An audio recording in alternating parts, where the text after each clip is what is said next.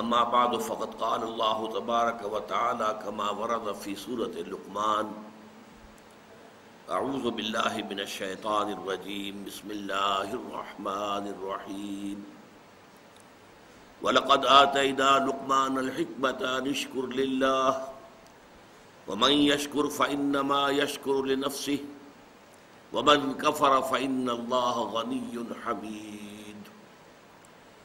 وَإِذْ قَالَ لُقْمَانُ لِابْنِهِ وَهُوَ يَعِظُهُ يَا بُنَيَّ لَا تُشْرِكْ بِاللَّهِ إِنَّ الشِّرْكَ لَظُلْمٌ عَظِيمٌ إِلَى قَوْلِهِ یا بنی انہا ان تک مثقال حبۃ من خردل فتکن فی صخرۃ او فی السماوات او فی الارض یأت بها اللہ ان اللہ لطیف خبیر یا بنی اقم الصلاة وأمر بالمعروف وانہ عن المنکر واصبر علی ما اصابک ان ذلک من عزم الامور صدق اللہ العظیم رب اشرح لي صدري ويسر لي امري واحلل عقدة من لساني يفقهوا قولي اللهم ربنا الهمنا رشدنا واعذنا من شرور انفسنا اللهم ارنا الحق حقا وارزقنا اتباعه وارنا الباطل باطلا وارزقنا اجتنابه اللهم وفقنا لما تحب وترضى وتقبل منا فانك خير المتقبلين آمین یا رب العالمین۔ سورہ لقمان کے دوسرے رکوع کی کل 8 آیات ہیں۔ پہلے حصے کی جو 4 آیات ہیں نصف اول کی، ان میں سے صرف ایک آیت ہے کہ جو حضرت لقمان کی نصیحت پر مشتمل ہے جو انہوں نے اپنے بیٹے کو کی۔ باقی 3 آیات اللہ تعالیٰ کی طرف سے ہیں۔ پہلی آیت میں اللہ تعالیٰ نے انٹروڈیوس کرایا حضرت لقمان کو۔ ہم نے لقمان کو حکمت اور دانائی عطا کی تھی کہ کر شکر اللہ کا، اور جو کوئی شکر کرتا ہے وہ اپنے ہی بھلے کو کرتا ہے، اور جو کفران نعمت کی روش اختیار کرتا ہے تو اللہ تعالیٰ تو غنی ہے، اسے کسی کے شکر یا کسی کی طرف سے کسی بھی طرح کی حمد اور ستائش کی کوئی حاجت نہیں۔ اس کے بعد پھر وہ نصیحت آئی جو یوں کہیے کہ 100 نصیحتوں کی ایک نصیحت ہے۔ وَإِذْ قَالَ لُقْمَانُ لِابْنِهِ وَهُوَ يَعِظُهُ يَا بُنَيَّ لَا تُشْرِكْ بِاللَّهِ، اور یاد کرو جب کہ کہا تھا لقمان نے اپنے بیٹے سے جب کہ وہ اسے نصیحت کر رہے تھے، اور یہ نصیحت جیسا کہ میں عرض کر چکا ہوں ان کے انتقال کے وقت کی ہے، وصیت کے انداز میں۔ اے میرے بچے، اللہ کے ساتھ کسی کو شریک مت ٹھہرائیو، ان الشرک لظلم عظیم، یقیناً شرک بہت بڑا ظلم ہے، بہت بڑی ناانصافی ہے۔ یہاں سے در حقیقت شکر کا جو ایک لازمی تقاضا ہے، ادائے حقوق، اگر کوئی آپ کے ساتھ کوئی بھلائی کر رہا ہے تو آپ بھی اس کے ساتھ بھلائی کرنی چاہیے۔ هل جزاء الاحسان الا الاحسان، قاعدہ ہے، کلیہ ہے، فطرت کی بدیہیات میں سے ہے۔ تو اسی میں سے ایک تقاضا نکلتا ہے کہ پھر اس کا ایک حق آپ پر قائم ہو جاتا ہے کہ جو حق آپ کو ادا کرنا ہے۔ تو اللہ تعالیٰ کے حقوق کو تو یوں کہیے کہ دریا کو کوزے میں بند کر دیا گیا ایک لفظ میں کہ اللہ کے ساتھ شرک نہ کیا جائے۔ سارے حقوق اس میں آ گئے، ہاتھی کے پاؤں میں سب کے پاؤں۔ یہ جیسا کہ ہم عرض کر چکے ہیں، انشاءاللہ علیحدہ سے پورا ایک درس جو ہے اسی موضوع پر ہوگا، حقیقت و اقسام شرک۔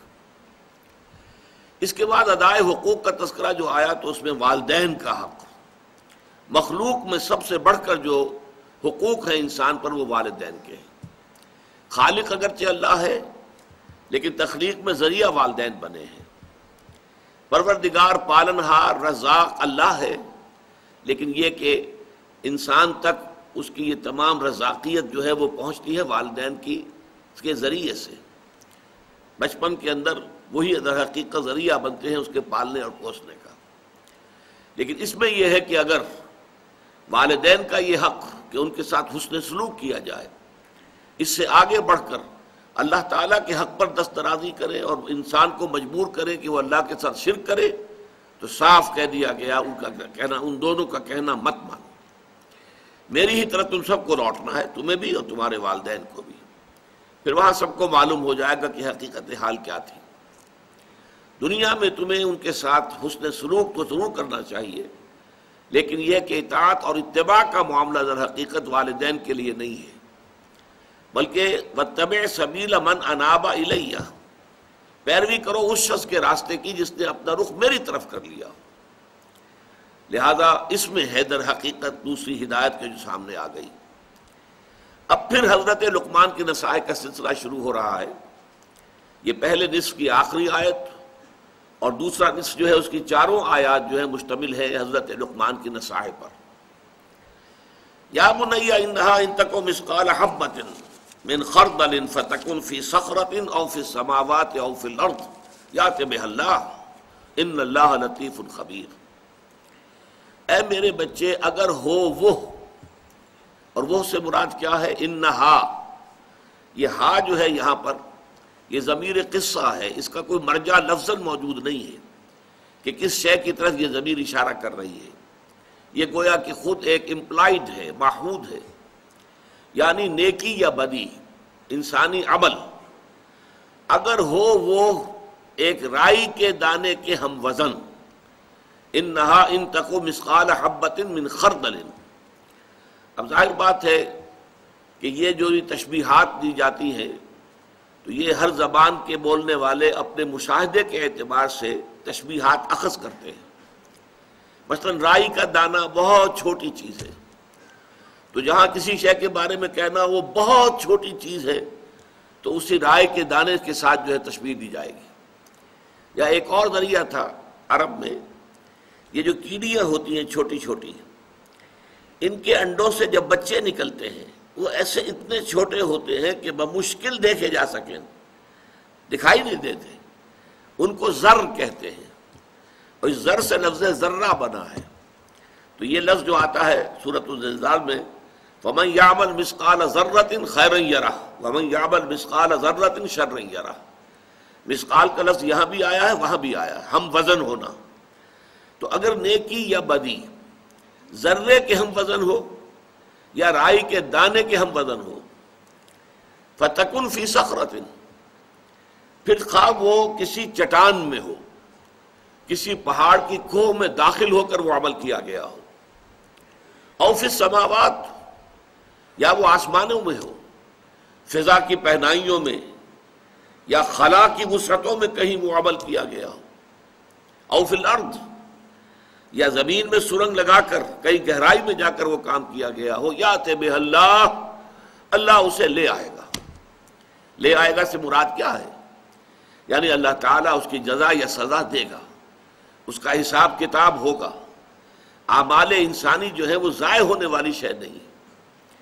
اب یہ دوسرا مسئلہ ہے حکمت کا جو یہاں زیر بحث آ رہا ہے۔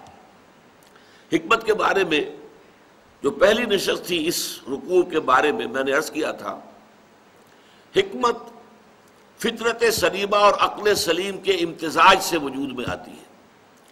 فطرت اپنی سلامتی پر برقرار ہو، کج نہ ہو گئی ہو، ٹیڑھی نہ ہو گئی ہو، پرورٹڈ نہ ہو گئی ہو، مست نہ ہو گئی ہو، اور عقل وہ بھی صحیح سمت میں سفر کر رہی ہو، عقل سلیم ہو، اس پر خواہشات کے پردے نہ پڑ گئے ہوں، شہوات نے کوئی پٹی نہ باندھ دی ہو، تعصب کی پٹی نہ بند گئی ہو، تو اب یہ فطرت سلیمہ اور عقل سلیم مل کر حکمت تک رسائی حاصل کریں گی۔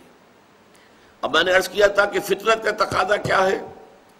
جذبہ شکر، تشکر، کہ اگر آپ کے ساتھ کوئی بھلائی کرے تو آپ کے دل میں اس کے لیے خاص قسم کا تشکر و امتنان کا جذبہ پیدا ہونا چاہیے۔ یہ فطرت ہے۔ نہیں ہوتا ہے تو اس کا مطلب ہے فطرت مسخ ہو گئی، فطرت کے سوتے خشک ہو گئے۔ آپ کو معلوم ہے کہ کنویں کے اندر پانی کے سوتے آتے ہیں، ادھر ادھر سے پانی آتا ہے، لیکن یہ کہ اگر سوتے ہی خشک ہو گئے ہوں تو پانی کہاں سے نکالیں گے آپ؟ تو فطرت کے سوتے خشک ہو گئے ہوں تو آدمی بے حس ہو جائے گا، ناشکرا ہوگا، اسے احساس ہی نہیں ہوگا کہ کسی نے اس کے ساتھ کوئی بھلائی کی ہے۔ فطرت اگر ہے تو شکر کا جذبہ لازماً پیدا ہوگا۔ اب عقل کا کام کیا ہے؟ وہ اپنے محسن حقیقی کو پہچانے، میرا اصل منعم کون ہے، اصل محسن کون ہے، میرا خالق کون ہے، میرا رب کون ہے، جیسے جیسے میں عرض کر چکا ہوں کہ انسان کے ذہن کا ارتقاء ہوتا ہے، اس کے شعور کا دائرہ وسیع ہوتا ہے، ابتدا میں وہ سمجھتا ہے میرے والدین ہی سب کچھ ہے، وہی پالتے پوستے ہیں، وہی میری تکلیف پر خود تڑپ اٹھتے ہیں، وہی میری ہر ضرورت پوری کرنے کے لیے ہر وقت تیار ہوتے ہیں، وہی مجھے ہر خطرے سے بچانے کے لیے ہر وقت جو ہے آمادہ ہوتے ہیں۔ لہذا وہ جذبہ تشکر صرف ان کی ذات تک جو ہے وہ مرکوز ہوتا ہے۔ پھر جیسے جیسے شعور کا دائرہ وسیع ہوتا ہے، کنبہ، قبیلہ، خاندان، ملک، قوم، پھر یہ پوری کائنات، یہ ہوائیں جو چل رہی ہیں اور یہ سورج کی جو تمازت اور حرارت ہے، ان سب سے جو ہے ہماری فصلیں پکتی ہیں، بارشیں ہوتی ہیں۔ گویا کہ یہ ربوبیت کا ہمارا سب سے بڑا ذریعہ یہ ہے۔ یہی وجہ ہے کہ آپ کو معلوم ہے کہ پوری دنیا میں مشرکانہ نظام جہاں بھی رہے ہیں، سورج کو ایک بہت بڑے دیوتا کی صورت حاصل رہی ہے، اس کو حیثیت حاصل رہی ہے، سورج دیوتا۔ لیکن معلوم ہو گیا کہ ہماری تو ساری جو وجود ہے اس زمین میں بسنے والوں کا، اس کی ساری جو تقاضے ہیں وہ سورج کے ذریعے سے پورے ہوتے ہیں۔ اس کے بعد جیسا کہ میں نے عرض کیا تھا، ایک ابراہیمی چھلانگ اور ہے، وہ ابراہیمی چھلانگ جو سورہ انعام میں آئی ہے، انی وجہت وجہی للذی فطر السماوات والارض حنیفا وما انا من المشرکین۔ یہ ساری کائنات بھی جکڑی ہوئی ہے کسی ہستی کے قانون میں۔ وہ قانون کس نے بنایا ہے؟ وہ کوئی ایک ہستی ہے، بس میں نے اپنا رخ اس کی طرف کر لیا ہے۔ یہاں نتیجہ کیا نکلا؟ انشکر للہ، تمہارے شکر کا اب اصل مستحق کون ہے؟ اللہ ہے۔ اب آگے چلیے، ایک دوسری شے جو فطرت کے اندر مضمر ہے وہ یہ ہے کہ نیکی نیکی ہے، بدی بدی ہے۔ جیسا کہ میں نے اس وقت عرض کیا تھا، بدیہیات فطرت جنہیں ہم کہتے ہیں، جو چیزیں بالکل از خود روشن ہیں، از خود واضح ہیں۔ آفتاب آمد، دلیل آفتاب، سورج طلوع ہو گیا، اپنے وجود پر وہ خود دلیل ہے۔ اگر کوئی انکار کرے نہیں سورج نہیں، ثابت کرو کہ سورج ہے، وہ ثابت کرنے میں شکوک پیدا ہو جائیں گے، اس کے اندر یقین پیدا نہیں ہو سکتا، وہ تو خود بخود ظاہر ہے کہ سورج موجود ہے۔ اسی طریقے سے جو بدیہیات فطرت ہیں کہ جو بالکل سیلف ایویڈنٹ چیزیں ہیں، ان کو ثبوت جو ہے درکار نہیں ہوتا۔ اس کی طرح کی ایک شے یہ ہے کہ فطرت انسانی کے اندر یہ مورل لا یہ موجود ہے۔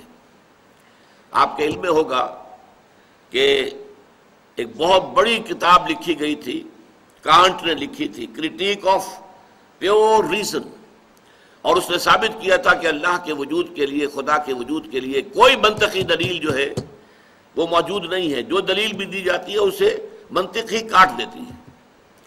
ان الحدید بالحدید یفلح، لیکن اس نے پھر بعد میں ایک اور کتاب لکھی۔ اب یہ بھی ہو سکتا ہے کہ وہ ماحول کے دباؤ کے تحت لکھی ہو کہ اس کے خلاف بڑے جذبات جو ہیں وہ پیدا ہو گئے کہ خدا کا تو اس نے انکار کر دیا گویا کہ۔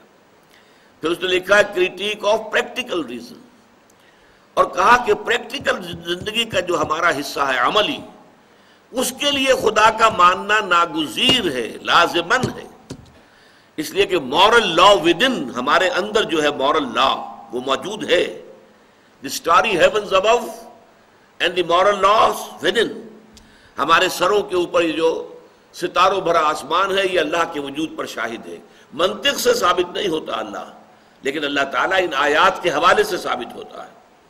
اور مورل لا ودن، یہ مورل لا کہ خیر خیر ہے، شر شر ہے، نیکی نیکی ہے، بدی بدی ہے، اچھائی اچھائی ہے، بھلائی بھلائی ہے، برائی برائی ہے۔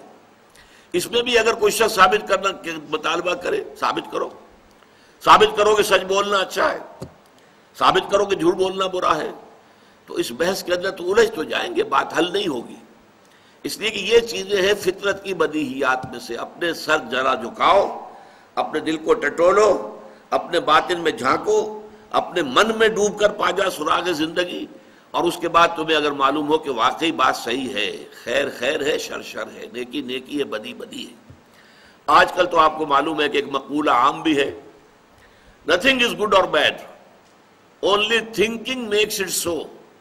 یہ بہت بڑا گویا کہ اخلاق کے تمام نظام کو تلپٹ کر دینے والا قول ہے۔ نہ کوئی خیر خیر ہے، نہ کوئی شر شر ہے، یہ تو ہمارے سوچنے سے ہم نے سوچ لیا کہ یہ خیر ہے اور ہم نے سوچ لیا کہ یہ شر ہے، گویا کہ یہ سب کچھ ہماری سوچ کا نتیجہ ہے۔ معاذ اللہ، معاذ اللہ، یہ پورے نظام کو تلپٹ کر دینے والا اخلاقیات کی جو ہے جڑیں کھود دینے والی بات ہے، لیکن یہ اس وقت عام طور پر لوگوں کی زبان پر یہ جملہ ہوتا ہے، nothing is good or bad, only thinking makes it so. نہیں، گڈ اور ایول، اچھائی اور برائی، یہ در حقیقت مستقل اقدار ہیں اور نفس انسانی کے اندر ودیعت شدہ موجود ہے، نفس انسانی کے اندر، صرف روح میں نہیں، یہ نوٹ کر لیجئے، اس لیے کہ قرآن مجید کی ایک عظیم سورت جو ہے والشمس وضحاها، اس کا مرکزی مضمون یہ ہے وَنَفْسٍ وَمَا سَوَّاهَا فَأَلْهَمَهَا فُجُورَهَا وَتَقْوَاهَا قَدْ أَفْلَحَ مَنْ زَكَّاهَا وَقَدْ خَابَ مَنْ دَسَّاهَا، یہ مرکز ہے اس کا، یہ عمود ہے۔ شاہد ہے وہ نفس، یا قسم ہے اس نفس کی، اور جو اللہ نے اس کو بنایا، سنوارا، تصفیہ کیا، اسے درست کیا، نک سکھ سے درست کیا، اور پھر اس میں الہامی طور پر فجور اور تقوی کا علم کہ یہ بات اچھی ہے، یہ بری ہے، یہ تقوی کی بات ہے اور یہ فجور اور فسوق کی بات ہے، یہ ہم نے الہامی طور پر ودیعت کر دیا۔ اچھا، پہلی بات تو یہ ہو گئی، یہ تو ہے فطرت کی بات۔ اب عقل کی بات آتی ہے اس میں۔ عقل جو ہے وہ یہ دیکھتی ہے اس کائنات کے اندر اپنے مشاہدے کی بنیاد پر، اس پوری کائنات میں کوئی شے بیکار، بے مقصد، بے نتیجہ نہیں ہے۔ گھاس کے ایک تنکوں کے بھی آپ نہیں کہہ سکتے کہ یہ بیکار ہے، ہر شے کا اپنا ایک فنکشن ہے۔ یہ کیڑیاں جو ہے یہ بھی کوئی فنکشن جو ہے وہ پورا کر رہی ہیں، ہر شے، ہر مخلوق، چھوٹی بڑی، ہر شے کا کوئی نہ کوئی جو ہے نتیجہ ہے، نتیجہ خیز ہے۔ کار عبث یہاں نہیں ہے، ربنا ما خلقت ھذا باطلا، پروردگار تو نے یہ سب کچھ بیکار پیدا نہیں کیا ہے۔ افحسبتم انما خلقناکم عبثا وانکم الینا لا ترجعون، کیا تم نے سمجھا کہ ہم نے تمہیں عبث پیدا کیا، بیکار پیدا کیا؟ نہیں۔ جب کائنات میں کوئی شے بیکار نہیں تو یہ نیکی اور بدی کا جو سلسلہ ہمارے اندر موجود ہے، اس کا نتیجہ ہمیں اس دنیا میں نکلتا نظر نہیں آتا۔ نیکوکاروں کے لیے بس اوقات تکالیف ہیں، مصائب ہیں، مشکلات ہیں۔ سچ بولیے، ہو سکتا ہے کہ آپ کو جیل جانا پڑے، اور جھوٹ بولے تو آپ جیل جانے سے بچ سکتے ہیں۔ آپ اگر کوئی کلمہ خیر کہتے ہیں، ہو سکتا ہے ریزنٹمنٹ ہو، شدید جو ہے آپ کے خلاف رد عمل آئے۔ اگر کسی کو کسی بات پر ٹوک دیتے ہیں، غلط بات پر، تو پھر تو یہ ہے کہ اپنی عزت بچا کر وہاں سے جانا شاید مشکل ہو جائے۔ اور دنیا کے اندر جن کے کوئی اسکروپلز نہیں ہے، کوئی اصول نہیں ہے، کوئی اسکروپلز نہیں ہے، کوئی اصول نہیں ہے، بلکہ یہ کہ داؤ جو لگ جائے، جس وقت لگ جائے، جس طور سے لگ جائے، داؤ لگاؤ، حلال حرام، غلط صحیح، جائز ناجائز، اس سے کوئی بحث نہیں۔ وہ عیش کر رہے ہیں، دندناتے پھر رہے ہیں، ان کی آج کل عزت بھی ہے، جانتے بھی ہیں کہ ان صاحب کے پاس جو رقم آئی ہے یہ سب کی سب سمگلنگ کی ہے، یا ان کے پاس جو دولت نظر آ رہی ہے یہ سب ہیروئن کی ٹریڈ کی ہے، لیکن پھر بھی عزت انہی کی ہے، سلام انہی کو کیا جاتا ہے۔ نیکوکاروں کے لیے یہاں پر 2 وقت کی سوکھی روٹی مشکل ہے۔ لہذا معلوم ہوا کہ اس اعتبار سے، مورل لا کے اعتبار سے، یہ دنیا نامکمل ہے۔ فزیکل لا کے اعتبار سے یہ مکمل ہے۔ آپ سنکھیا کھائیں گے، مر جائیں گے، لیکن آپ کسی یتیم کا مال ہڑپ کر جائیں گے، کچھ بھی نہیں ہوگا۔ معلوم ہوا مورل لا یہاں افیکٹو نہیں ہے، نتیجہ خیز نہیں ہے، اس کے نتائج نہیں نکل رہے۔ حالانکہ عقل کا تقاضا یہ ہے کہ گندم از گندم بے رویت، جو سے جو، گندم سے گندم پیدا ہونی چاہیے، جو سے جو پیدا ہونی چاہیے۔ یہ کیسے ہو گیا کہ بھلوں کے لیے تکالیف اور مصائب، مصیبتیں، اور جو کسی بھی اخلاقی اصول کے پابند نہیں، ان کے لیے عیش، آرام، ان کے لیے دنیا میں عزت، وقار، سربلندی، یہ کیوں ہے؟ یہ کیسے ہے ایسا؟ واقعہ یہی ہے۔ لہذا کوئی اور دنیا ہونی چاہیے جس میں اس مورل لا کے تقاضے پورے ہوں۔ یہ ہے وہ سارا فطرت اور منطق کا اور عقل کا ارتباط جس سے معاد کا تصور ابھرتا ہے کہ یہ دنیا جو ہے فزیکل لاز کے اعتبار سے مکمل ہے، نتیجہ خیز ہے فزیکل لاز۔ آپ انگارہ رکھیے اپنی زبان پر، زبان جل جائے گی۔ آپ نے جھوٹ بولا، جھوٹی قسم کھائی، زبان پہ چھالا تک نہیں نکلے گا۔ پھر وہی بات میں دوہرا رہا ہوں، فزیکل لاز کے اعتبار سے دنیا مکمل، اس کے نتائج ظاہر ہو جاتے ہیں، لیکن مورل لاز کے اعتبار سے نامکمل. لہذا کوئی اور عالم ایسا ہونا چاہیے کہ وہ اللہ کہ جو عادل ہے، قائم بالقسط ہے، جو انصاف کرنے والا ہے، وہ در حقیقت پھر ہر ایک کو جو اس کا حق ہے حق بحقدار رسید والا معاملہ کرے، نیکوکاروں کو وہاں پر بدلہ ملے، ان کے لیے خلعتیں ہیں اور ان کو جنتوں کے اندر رکھا جائے.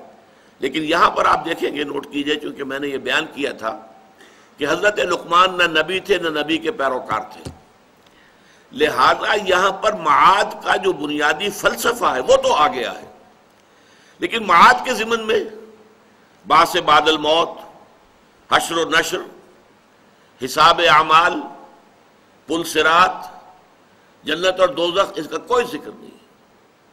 اس لیے کہ یہ چیزیں وہ ہیں جو نبوت کے ذریعے معلوم ہوتی ہیں، یہ صرف عقل سے معلوم نہیں ہو سکتی. فطرت اور عقل دونوں کے امتزاج سے جو حکمت وجود میں آتی ہے وہ ادھر تو اشارے کر دیتی ہے کہ نہیں، انسانی اعمال ضائع ہونے والی شے نہیں ہے، لازماً نتیجہ نکلنا چاہیے، لازماً نکلنا چاہیے، لازماً نکلنا چاہیے، اور کوئی عمل خواہ کتنا ہی چھوٹے سے چھوٹا ہو ضائع نہیں ہوگا. یا بنی انہا ان تک مثقال حبۃ من خردل، اے میرے بچے، خواہ نیکی اور بدی وہ ہو ایک رائی کے دانے کے ہم وزن، فتکن فی صخرۃ او فی السماوات او فی الارض، پھر وہ کسی چٹان کے اندر وہ عمل کیا گیا ہو، یا کہیں آسمانوں میں، کہیں فضاؤں میں، خلا کی پہنائیوں میں اور وسعتوں میں کیا گیا ہو، اور یا یہ کہ زمین کے پیٹ میں گھس کر کیا گیا ہو، اللہ اسے لے آئے گا.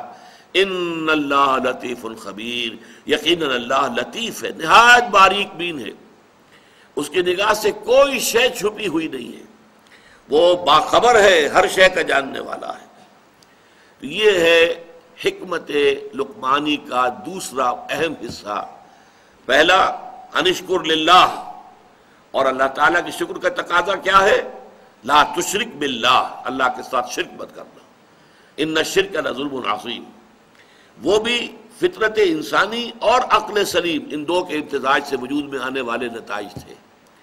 اسی طرح اب یہ معاد کا اجمالی تصور، یہ تفصیلی نقشہ نہیں ہے، جیسا کہ میں نے بارہا آپ کو سنایا حضور کا ایک خطبہ. اب حضور ایک نبی کی حیثیت سے خطبہ دے رہے ہیں. واللہ لتموتن کما تنامون ثم لتبعثن کما تستيقظون ثم لتحسبن بما تعملون ثم لتجزون بالاحسان احسانا وبالسوء سوءا وانها لجنة ابدا او لنار ابدا. خدا کی قسم تم سب پر موت طاری ہو جائے گی جیسے کہ روزانہ رات کو سو جاتے ہو، اور پھر تم سب ایک روز اٹھا لیے جاؤ گے جیسے کہ روزانہ صبح کو بیدار ہو جاتے ہو. پھر تمہارا حساب کیا جائے گا، محاسبہ ہوگا تمہارے اعمال کا، جو کچھ کہ تم کر رہے ہو، اور اس کے بعد تمہیں بدلہ ملے گا. تجزون بالاحسان احسانا، بھلائی کا بھلا بدلہ ملے گا، وبالسوء سوءا، اور برائی کا برا بدلہ ملے گا. اور وہ بھلا بدلہ کیا ہے؟ وَإِنَّهَا لَجَنَّةٌ أَبَدًا، وہ جنت ہے ہمیشہ ہمیشہ کے لیے، أَوْ لَنَارٌ أَبَدًا، یا پھر جہنم ہے ہمیشہ ہمیشہ کے لیے. یہ تفاصیل جو ہیں یہ در حقیقت وحی کے ذریعے سے معلوم ہوتی ہے. یہ وحی کے ذریعے سے محمد الرسول اللہ صلی اللہ علیہ وسلم کے علم میں آئیں، اور محمد الرسول اللہ صلی اللہ علیہ وسلم نے لوگوں کو آگاہ کیا. محض حکمت کی بنیاد پر یہ تفاصیل علم میں نہیں آ سکتی، لیکن ایک بات موٹی جو اس کا اصل لب لباب ہے کہ انسانی اعمال ضائع ہونے والی شے نہیں ہے، ان کے نتائج نکل کر رہیں گے، اور چھوٹے سے چھوٹا عمل بھی ضائع نہیں ہوگا، خواہ وہ نیکی کا ہو خواہ بدی کا. وَمَنْ يَعْمَلْ مِثْقَالَ ذَرَّةٍ خَيْرًا يَرَهُ وَمَنْ يَعْمَلْ مِثْقَالَ ذَرَّةٍ شَرًّا يَرَهُ. اب آگے چلیے، یہ تو گویا کہ بحث ہو گئی سورہ والعصر میں جو ایمان کی بحث تھی. والعصر ان الانسان لفی خسر الا الذین آمنوا. اب ایمان میں یہاں ایمان باللہ اور توحید اس کا معاملہ آ گیا. ایمان بالمعاد اس کا تذکرہ ہو گیا. ایمان بالملائکہ، ایمان بالکتب، ایمان بالرسل اور انبیاء، اس کا یہاں تذکرہ نہیں ہوگا، اس لیے کہ یہ نبی ہے ہی نہیں، بلکہ یہ تو ایک حکیم انسان ہے، دانا انسان ہے، اپنی فطرت سلیمہ کی رہنمائی میں عقل سلیم سے کام لے کر ان بنیادی حقائق تک پہنچے. لہذا اب اس کے بعد آ رہا ہے وَعَمِلُوا الصَّالِحَاتِ.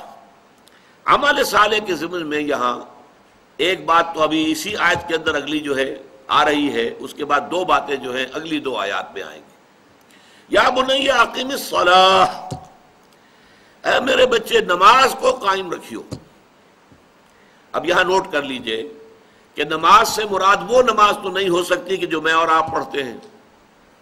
یہ نماز جو ہے یہ تو ہم نے محمد الرسول اللہ صلی اللہ علیہ وسلم سے سیکھی ہے۔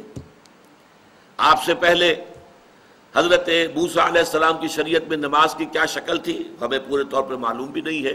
ظاہر بات ہے یہ نہیں تھی کہ جو ہمیں عطا ہوئی ہے۔ صلو کما رأیتمونی اصلی، لوگوں نماز پڑھا کرو جیسا کہ مجھے دیکھتے ہو میں نماز پڑھتا ہوں۔ تو ہمارے لیے تو نماز یہ 5 نمازیں ہیں، یا کوئی اور اگر نفلی نمازیں پڑھنا چاہیں تو 2 یا 3 اور ہیں۔ لیکن یہ کہ صلاۃ کا اصل مفہوم کیا ہوگا یہاں پر، اس میں ہمیں لغت کی طرف جانا پڑے گا۔ صلاۃ لغت کے اعتبار سے 2 بنیادی مفہوم میں پر حاوی ہے یہ لفظ۔ ایک ایقاد النار، آگ جلانا، حرارت پیدا کرنا، اسی سے لفظ بنا ہے اصطلاح توئے کے ساتھ۔ ویسے باب افتعال ہے لیکن صاد کی مناسبت سے تا جو ہے وہ طا میں بدل گیا ہے، اصطلاح تاپنا۔ یہ آپ کو معلوم ہے کہ سورۃ النمل میں بھی اور سورۃ القصص میں بھی آیا ہے کہ حضرت موسیٰ علیہ السلام جب واپس آ رہے تھے مدین سے مصر کی طرف تو راستے میں آپ نے دیکھا کہ آگ ہے کہیں نظر آ رہی ہے، اور وہ رات بڑی سرد تھی بہت اور تاریکی تھی، اور وہ کہیں بھٹک بھی گئے تھے، راستہ بھول گئے تھے۔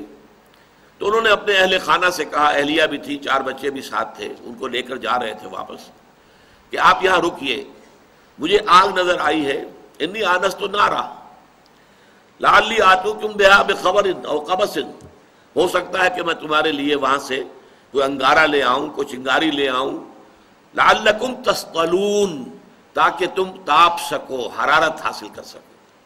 تو ایقاد النار، آگ جلانا تاکہ حرارت حاصل کی جا سکے، گرمی حاصل کی جا سکے، یہ ایک بنیادی مفہوم ہے صلاح کا۔ دوسرا مفہوم ہے جس پر کہ اجماع ہے اہل لغت کا کہ صلاح کا لفظ آتا ہے دعا کے لیے، دعا اور مناجات اور تبریک اور تمجید۔ ان دونوں میں رشتہ کیا ہے کہ دعا کے ذریعے سے، اس لیے کہ صلاۃ ہماری جو ہے اس میں آپ کو معلوم ہے کہ اصل اس کا مرکزی جو جز ہے، بلکہ کئی جزء لا یلفق ہے، وہ سورہ فاتحہ ہے۔ وہ کیا ہے؟ دعا ہے۔ لا صلاۃ لمن لم یقرأ بفاتحۃ الکتاب، حضور نے فرمایا جس شخص نے سورہ فاتحہ کی تلاوت نہیں کی اس کی کوئی نماز نہیں ہوئی۔ یہ دوسرا مسئلہ ہے اختلافی کہ جب آپ امام کے پیچھے نماز پڑھ رہے ہیں تو آیا آپ کو بھی پڑھنی چاہیے یا نہیں سورہ فاتحہ، یا امام کی قرأت ہی وہ آپ کے لیے بھی کفایت کر جائے گی۔ اس میں مختلف آراء ہیں، لیکن وہ ہمارا اس وقت کا موضوع نہیں ہے۔ لیکن یہ سب کے نزدیک طے شدہ ہے، متفق علیہ ہے کہ نماز کا جزو لا ینفق سورہ فاتحہ ہے، بلکہ ایک حدیث قدسی میں تو کہا گیا ہے کہ یہی اصل نماز ہے۔ حضرت ابو ہریرہ سے مسلم شریف میں روایت ہے کہ اللہ تعالیٰ فرماتے ہیں قسمت الصلاۃ بینی و عبدی نصفین، میں نے صلاۃ کو اپنے اور اپنے بندے کے درمیان آدھا آدھا تقسیم کر لیا ہے۔ اور اس کے بعد تفصیل آتی ہے، بندہ جب کہتا ہے الحمدللہ رب العالمین، اللہ فرماتے ہیں کہ میرے بندے نے میری ثنا کی، اثنا علیہ عبدی، اور جب بندہ کہتا ہے الرحمن الرحیم مجدنی عبدی، میرے بندے نے میری بزرگی بیان کی۔ اس طریقے سے گویا کہ ہر ٹکڑے کے ساتھ جواب آتا ہے۔ اور لیکن یہ کہ آخری حصہ جو ہے اہدنا الصراط المستقیم صراط الذین انعمت علیہم غیر المغضوب علیہم ولا الضالین، اللہ فرماتا ھذا لعبدی ولعبدی ما سأل، یہ میرے بندے کا حصہ ہے اور میں نے اپنے بندے کو دیا جو اس نے مانگا۔ تو قسمت الصلاۃ بینی و بین عبدی نصفین میں پھر پوری شرح جو ہے وہ سورہ فاتحہ کی ہے، اور سورہ فاتحہ دعا ہے۔ تو صلاۃ کے یہ 2 مفہوم ہیں، ان کے درمیان ربط کیا ہے اس کو سمجھنا چاہیے۔ در حقیقت انسان کی روح اور ذات باری تعالی، ان کے مابین ایک ربط اور تعلق قائم رہنا چاہیے، غیر مرئی نظر نہیں آتا، لیکن یہ روح انسانی چونکہ اللہ تعالیٰ ہی کی طرف سے ودیت کی گئی ہے، بلکہ اسے اللہ نے اپنی ذات کی طرف نسبت دی ہے۔ یہ سلونک عن الروح قل الروح من امر ربی، تو ہر روح کا تعلق ذات باری تعالیٰ کے ساتھ ہے، جس کے لیے کہ میں سادہ سی ایک تشبیہ دیا کرتا ہوں، جیسے کہ سورج اور اس کی کرنیں، کروڑ میل چلی آئی ہے کرن، زمین تک پہنچ گئی، لیکن سورج سے اس کا رشتہ نہیں ٹوٹتا، سورج سے تعلق برقرار ہے، چاہے یہاں آ گئی ہے کروڑوں میل سفر کر کے۔ اسی طریقے سے روح انسانی کا تعلق جو ہے ذات باری تعالیٰ کے ساتھ ہے، البتہ غفلت کی وجہ سے یوں سمجھیے کہ یہ تعلق ٹھنڈا پڑ جاتا ہے، اس کے اندر وہ حرارت نہیں رہتی، وہ گرم جوشی نہیں رہتی، وہ محبت اور عشق خداوندی کی گرمی جو ہونی چاہیے۔ شاد باد ہے عشق خوش سودائے ماں، اے طبیب جملہ علت ہائے ماں، یہ مولانا روم فرما رہے ہیں کہ میرے تو تمام بیماریوں کا جو اصل طبیب ہے، معالج ہے، وہ عشق خداوندی، اللہ کی محبت۔ اور علامہ اقبال نے بھی بہت خوب کہا ہے کہ عقل و دل و نگاہ کا مرشد اولی ہے عشق، عشق نہ ہو تو شرع و دین بتکدے تصورات۔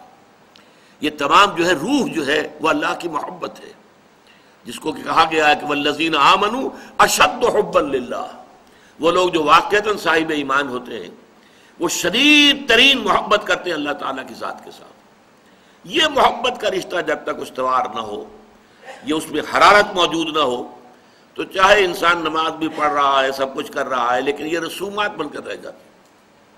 نماز و روزہ و قربانی و حج یہ سب باقی ہے، تو باقی نہیں ہے، اندر سے وہ شے نکل گئی۔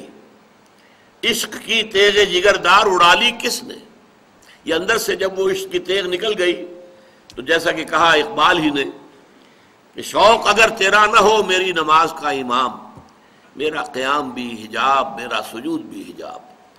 ہو تو رہی ہے اٹھک بیٹھک، مشقت ہو رہی ہے، لیکن وہ شوق، وہ محبت، وہ اللہ تعالیٰ کی ذات کے ساتھ انس، وہ اگر نہیں ہے تو ٹھیک ہے، ثواب تو ملے گا، آپ نے محنت کی ہے، آپ نے وقت نکالا ہے، آپ نے اس کے لیے جو ہے اپنی مصروفیات کو پیچھے ڈال کر اور آپ نے نماز کے لیے حاضری دی ہے، مسجد میں آئے تو ثواب ملے گا، لیکن وہ نماز کی اصل روح نہیں ہے۔ تو یہاں جو کہہ رہے ہیں حضرت لقمان اپنے بیٹے سے کہ اللہ کو پہچان لینا کافی نہیں ہے، اللہ کے ساتھ ایک مسلسل، اب جس کے لیے میں لفظ استعمال کر رہا ہوں ہاٹ لائن جو آج کل استعمال ہوتی ہے، جب تک ایک ہاٹ لائن برقرار نہیں رہے گی، اسی لیے وہ حرارت کے لیے لفظ آیا صلاۃ۔ صلاۃ وہ ہے در حقیقت جو اپنی روح کے اعتبار سے بندے اور رب کے درمیان ایک ہاٹ لائن کا، یعنی ایک کام کرنے والی شے ہے۔ اسی لیے فرمایا گیا صلاۃ معراج المومنین، یہ نماز جو ہے اہل ایمان کے لیے معراج کے حق میں ہے، معراج کے درجے میں ہے۔ معراج میں مکالمہ ہوا تھا اور یہی مکالمہ نماز میں ہوتا ہے، میں ابھی آپ کو سنا چکا ہوں۔ بندہ کہتا ہے الحمدللہ رب العالمین، اللہ فرماتا ہے حمدنی عبدی، میرے بندے نے میری حمد کی۔ بندہ کہتا ہے الرحمن الرحیم، اللہ فرماتے مجدنی عبدی، میرے بندے نے میری بزرگی بیان کی۔ بندہ کہتا ہے مالک یوم الدین، اللہ فرماتے اثنا علی عبدی، میرے بندے نے میری ثنا کی۔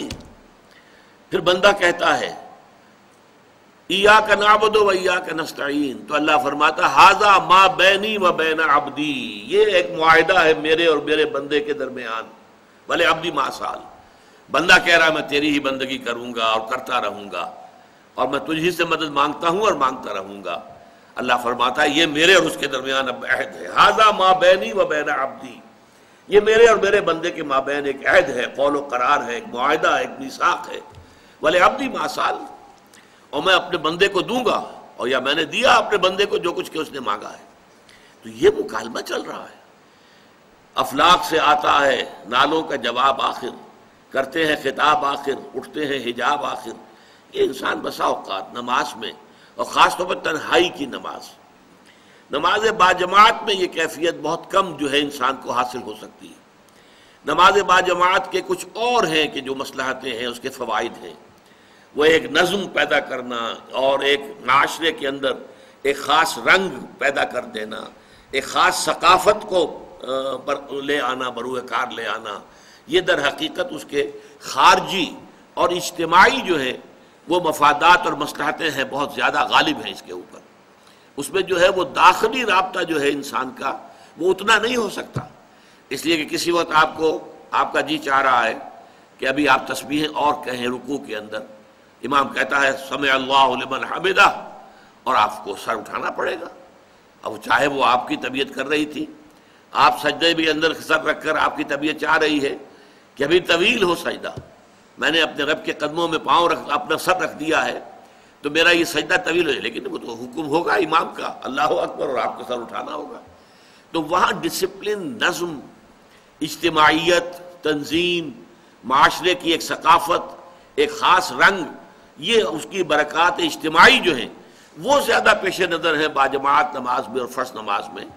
یہ جو چیزیں جو میں گنوا رہا ہوں یہ نفلی نمازوں میں ہوتی ہیں، انفرادی، انسان اکیلا ہو، تنہا ہو، اور کوئی اس کے آگے پیچھے موجود نہ ہو، دائیں بائیں موجود نہ ہو، کوئی دیکھنے والا نہ ہو، اس وقت جو ہوتا ہے براہ راست اللہ تعالیٰ کے ساتھ۔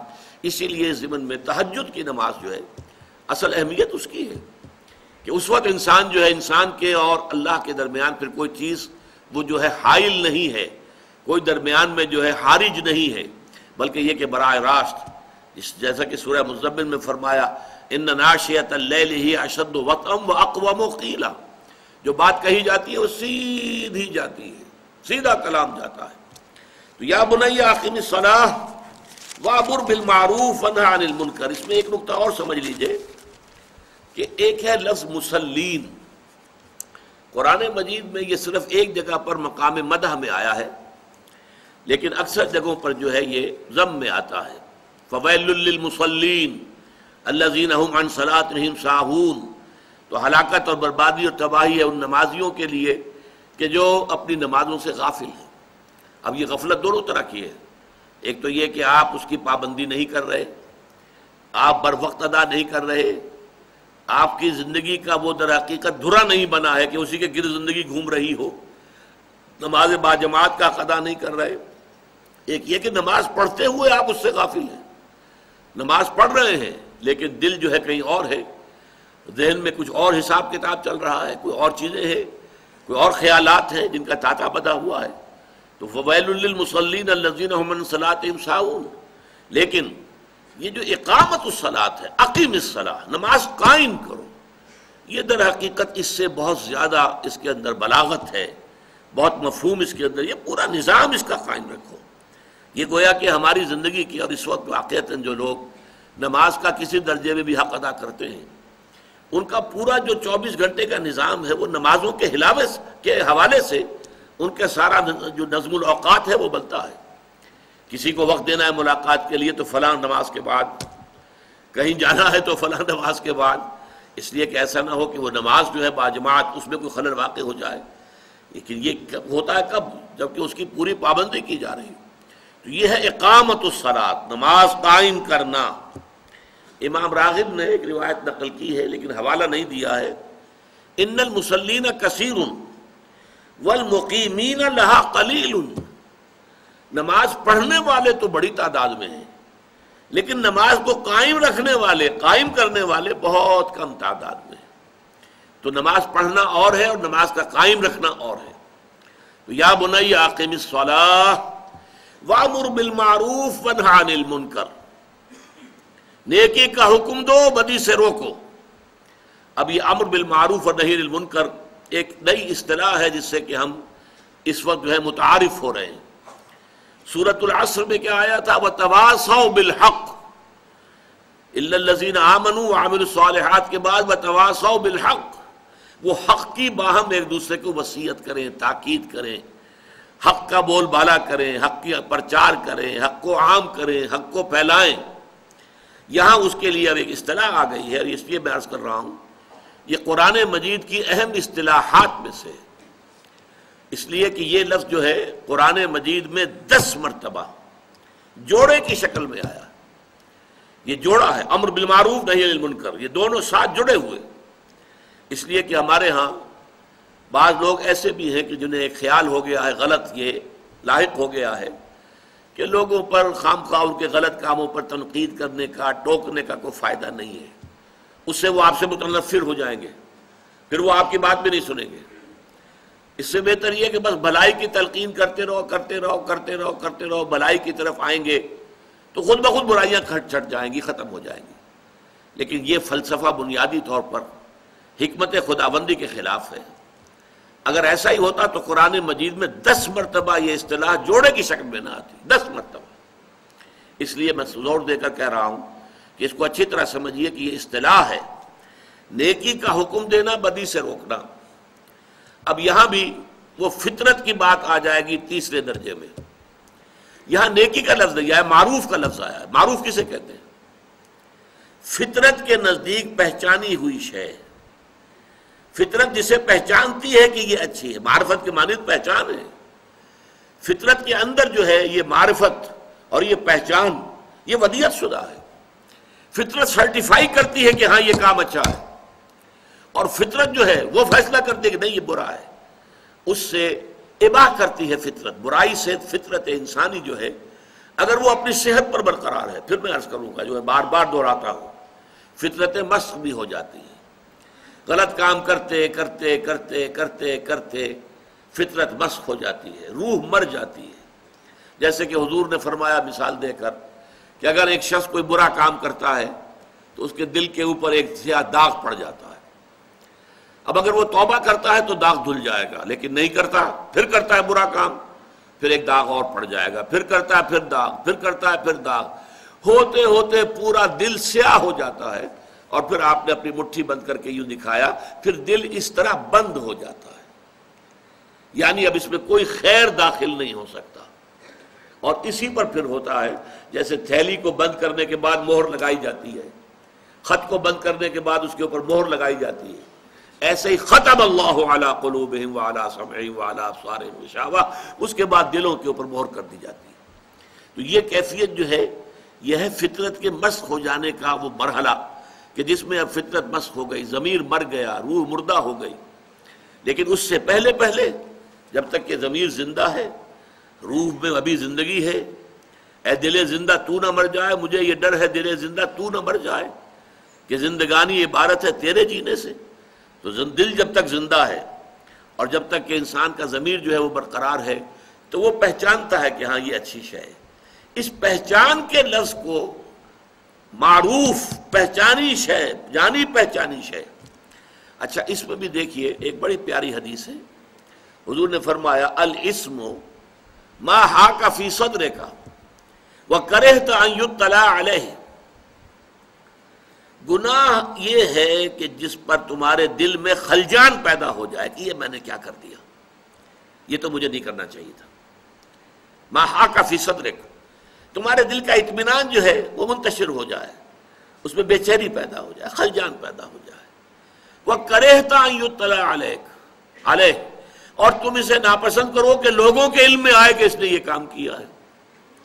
اب یہ گویا کہ دونوں اعتبارات سے، انفرادی سطح پر بھی فطرت انسانی جو ہے وہی طے کرے گی کہ کیا اچھائی ہے کیا برائی ہے۔ جو اس کی جانی پہچانی شے ہے وہ معروف ہے، اور جو جس سے وہ اباح کرتی ہے، جس سے انکار کرتی ہے نہیں یہ ٹھیک کام نہیں ہے، برا کام ہے، وہ منکر ہے۔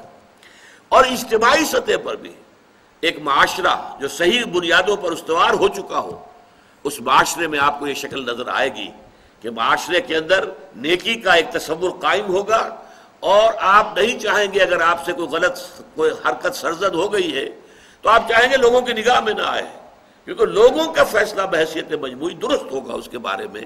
تو گویا کہ یہ ووٹ آف کانفیڈنس ہے in the human nature as well as human society. انسانی معاشرہ بھی صحیح حکم لگاتا ہے، خیر کو خیر اور شر کو شر کہتا ہے۔ وَكَرِهْتَ أَن يُطَّلَعَ عَلَيْهِ، یہ موضوع انشاءاللہ اگلے نشست میں جاری رہے گا۔ بارک اللہ لی ولکم فی القرآن العظیم ونفعنی وإیاکم بالآیات والذکر الحکیم۔